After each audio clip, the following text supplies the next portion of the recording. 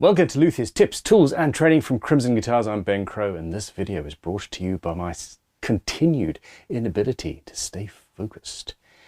I have been for decades wondering about essentially faking the beautiful figuring and flaming that you get in rippled sycamore and associated timbers. It keeps on going around and around and around my mind, and I've had some limited experimentations over time, and I am going to film a few videos over the next couple of months playing with this idea, with a culmination, I hope, of actually creating wood, like timber you can use to build a guitar. It's a little bit of an obsession of mine. Burn it.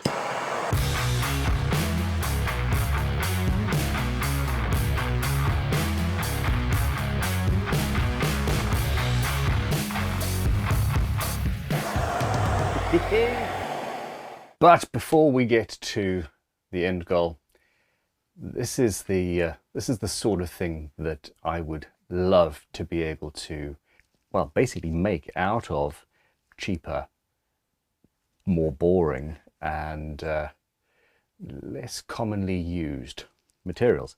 The problem is we have a variety of structures here, and the internal grain of each of the flames, it's pointing in a different direction. It's taking the light from a different direction, and therefore you get this fantastic movement. It's called chatoyance, which is a good word. Making that's going to be a very interesting thing. Now, initially, I've got a few little bits of not quite veneer, 2 millimeters, 3-4 millimeters thick pieces of wood, and I am going to see what happens if I use basic marquetry techniques to chop it up a little bit and glue it back together. This is a good starting point. And marquetry seems to be frowned upon by elitist guitar builders everywhere. And I used to be guilty of the same issue. If it's not inlaid into the material, then it's not true art. I disagree with that. Now, as a starting point, I'm going to chop off a section of this purple heart and have a bit of a play. Essentially, the initial thought was just to chop it into strips, but actually going part way down, like snakeskin, etc., could be good, and is a valid point. You can see that happening elsewhere. Now,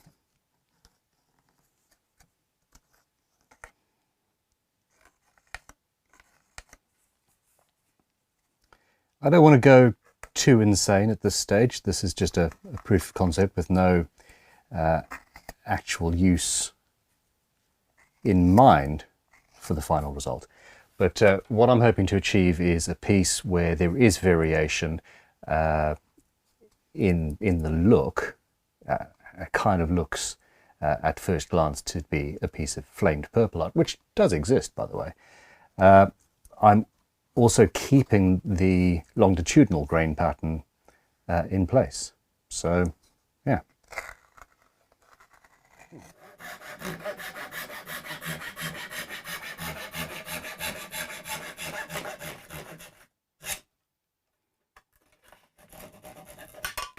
Now, I was hoping to catch it on the saw blade as it fell and failed utterly. I'm using just an inlay saw with a I think a 3 or a 4/0 blade, very fine. I do want to see, I hope, the pattern that ends up showing up, but I also want it to be relatively fine.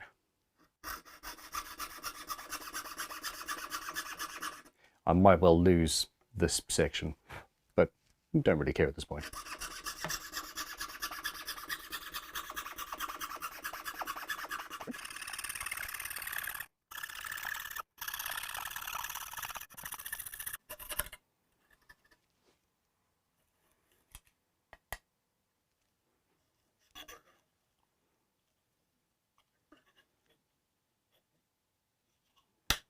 Now, I was taught when using these saws to try and keep the blade perpendicular, square to the work, and essentially move up and down in a in an even manner. This is going to get more and more delicate as I go along. I'm wondering about stabilizing it with some tape on the bottom. Yeah, let's do that first quickly.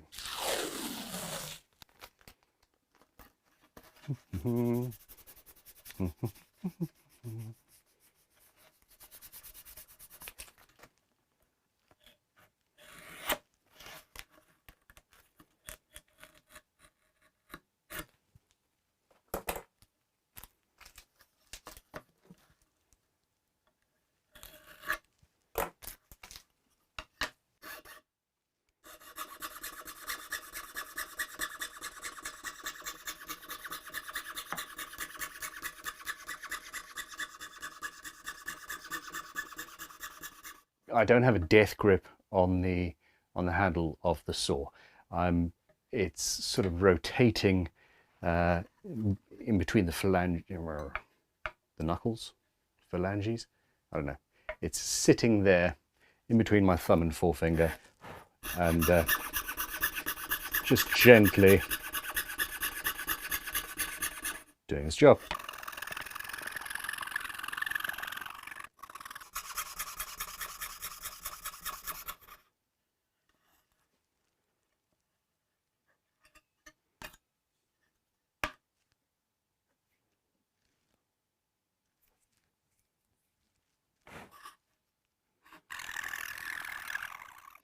Now these are fine 4/0 jeweler's blades. It is working with this purple heart quite nicely, clogging up a little bit, but good and giving us a nice fine cut. Aha! Broke a blade. That was a function of indecision. I wasn't entirely sure if I wanted to carry around and spin the whole thing and do it in one pass, or stop at the end, pull it back out, and then go in from another direction. And that transmitted to my hand, and I broke a blade, of course.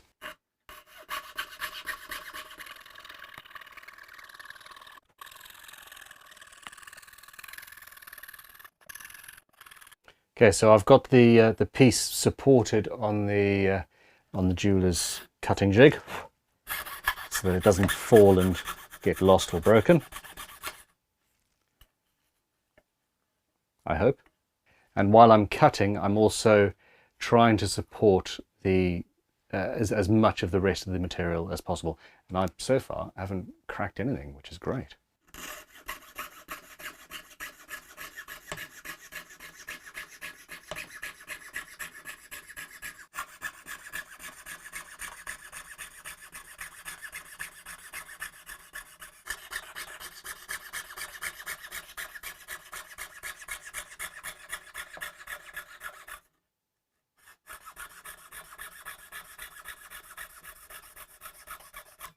Okay, so this works. I've managed to not snap any of the short grain, which is a result. I'm going to just say that the masking tape saved my ass there. If I just take those pieces and glue them straight in, it's going to be a very subtle effect, and I want to see what that looks like. But I also want to I want to burn a few of the inserts just to see what happens.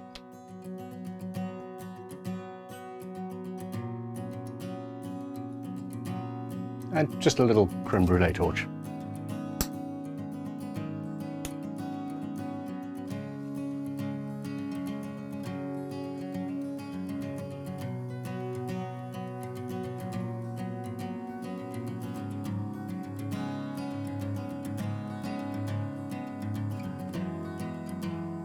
I'm hoping for a bit of a sunburst kind of effect. We shall see.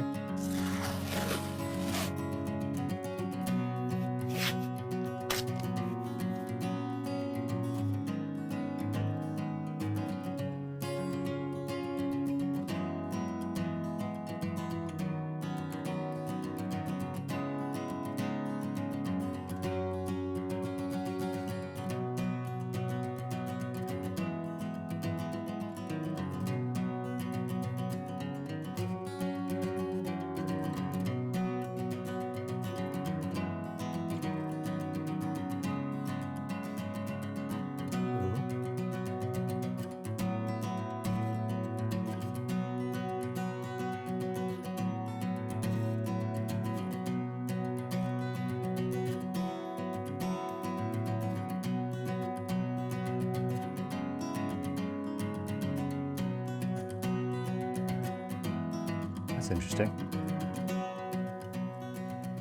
You can see where the wood has accordioned out, and yeah. I wasn't expecting to have to put pressure on it like that.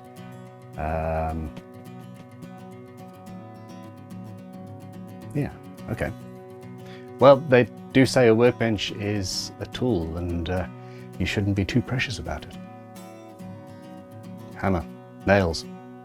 One of the most beautiful hammers you've ever seen. I love this thing.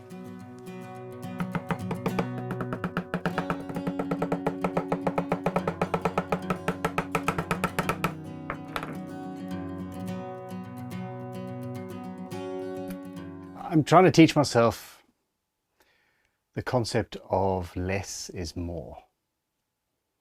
I'm struggling with that. Now, there are not very many gaps. We've actually closed them up quite nicely. This is the crimson brass inlay powder, and I'm going to just mix some of that in there and see if we have a little bit of an accentation on those lines.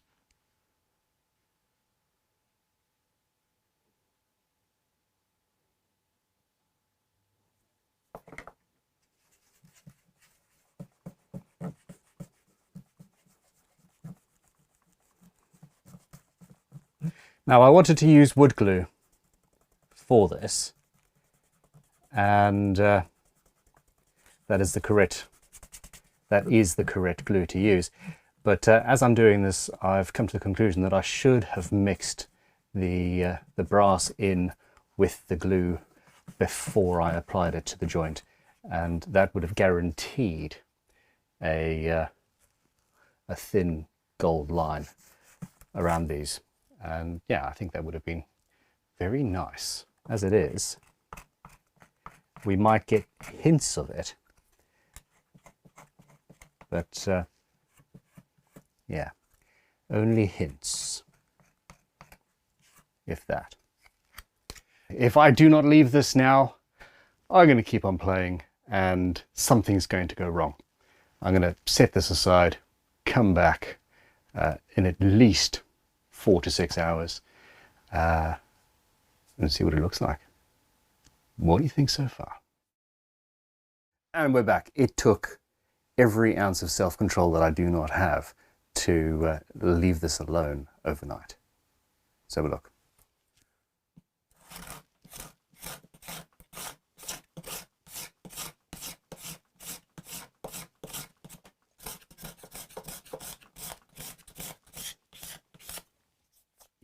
In leaving a damp piece of wood on a flat surface, it has dried slightly cupped, so I've moved over to a curved scraper, and I need to actually scrape across the grain, so I need to get rid of these nails, to be honest.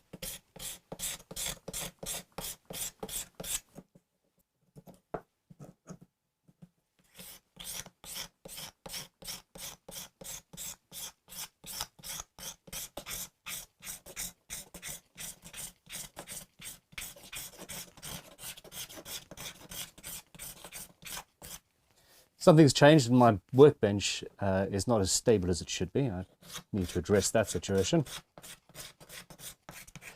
I'm excited.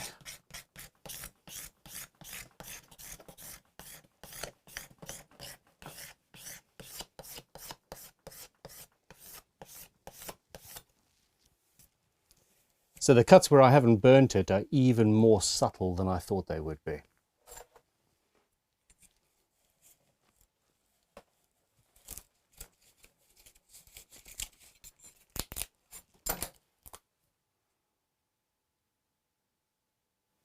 It's almost as if nothing happened. But subtlety in figured wood is basically the name of the game. It's this fractal kind of thing where it gets progressively tinier and tinier and tinier, but those differences are what make it beautiful and scintillatingly exciting. Anyway, I'm going to take a little dab of Crimson's penetrating guitar finishing oil, and let's see what this looks like, shall we?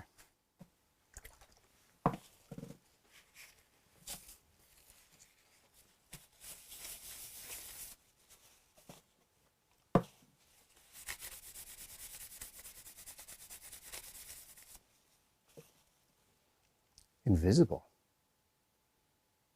Almost invisible. You can just see in the light there where I've cut away those flames. Tidying up the edges. One of the things that I want to do next is this exact process out of the same wood, so the longitudinal grain continues to match, but I want to vertically offset the inlays. So basically make sure that every single piece that I'm inlaying in sticks up, say, 1 millimeter, so that there's a subtle shift in the grain pattern. I'd like to see what happens to that. I will obviously be putting various other woods into the process, and basically you're creating an entire piece of wood that is that looks like flame from a distance, but actually is, well, basically an inlaid top. What would you call this? Let me know in the comments. Well, have a look at this now that the finish has dried a little bit. As I see it, the burning of the segments that got inlaid, that was successful. I could sand them down a little bit more and have it be even more subtle. At the moment it sort of looks like it's been painted on, which isn't really the plan. I could, or we could, I'm going to assume some of you are going to play with this idea, we could stain the segments before they get inlaid, and the crimson stains would penetrate very deeply into the timber, and then as you sand it down you've got a more natural kind of a look. It would need, it very much depends on what you're going for finish wise in the end. If you're taking a piece like I've done today, cutting it up and then gluing it back together. The mistake I made was the brass inlay powder. I really should have mixed that with the glue before I applied the glue. That would have given a much better delineation of the joint. You don't necessarily, if that is what you're doing and you're not staining the wood, you don't necessarily need to cut the pieces all the way out. We could just go in and cut thousands of slots and then fill those with the powder, and get an effect that way, which may be, well, which would potentially be a lot less fiddly. I am going to be, probably in the next video in this series, inlaying flamed maple into purple heart, or ebony into maple, and vice versa, and seeing what that looks like. And you don't need to cut something just once. I could take maple pieces, inlay it into purple heart or ebony. When that has been glued, I will then go down and cut in the longitudinal grain and glue it back together again, so that we're creating these grain patterns. As I said earlier, there's a fractal thing happening here. Probably not an effective use of a luthier's time. Beautiful woods are available. All of these things can be found, but I'm incredibly interested in using materials that other people turn their nose up at. I am incredibly interested in upcycling, recycling, reusing things, but I also love beauty. I also love art, and taking the unloved, the great unwashed, and making it beautiful and functional. That excites me. Let me know in the comments. And thanks for watching. Have a good day. Bye-bye. Go make some sawdust. Cut up some wood.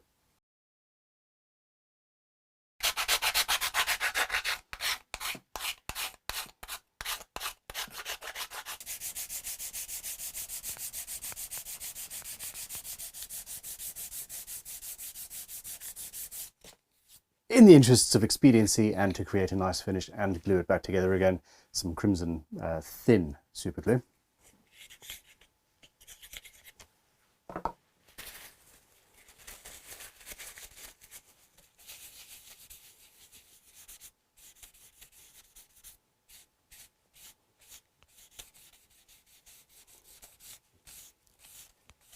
Oh my God. That's what I thought I was going to be getting on the other side.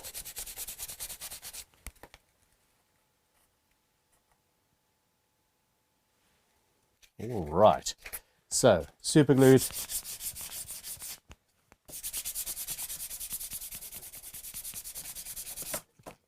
Sand that back, bit of guitar finishing oil, and we'll have a final look.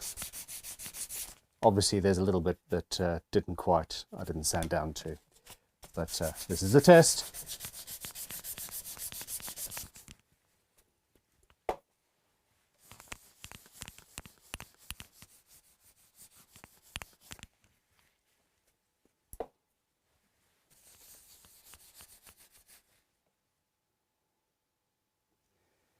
So here you can see the other side of the burnt purple heart is purpler than the surrounding wood. The lack of the gold accents this deep is actually a good thing. That looks almost natural. And apart from the areas where I haven't quite sanded, because I was in a rush, I'm very happy with this look. I'm thinking potentially, instead of burning it with fire, I could heat treat the inlaid sections carefully in an oven and get an interesting effect. That there is what I was after. Something where there's a certain amount of movement, a certain amount of subtlety. Oh. Fun times. Thanks for watching. See you soon.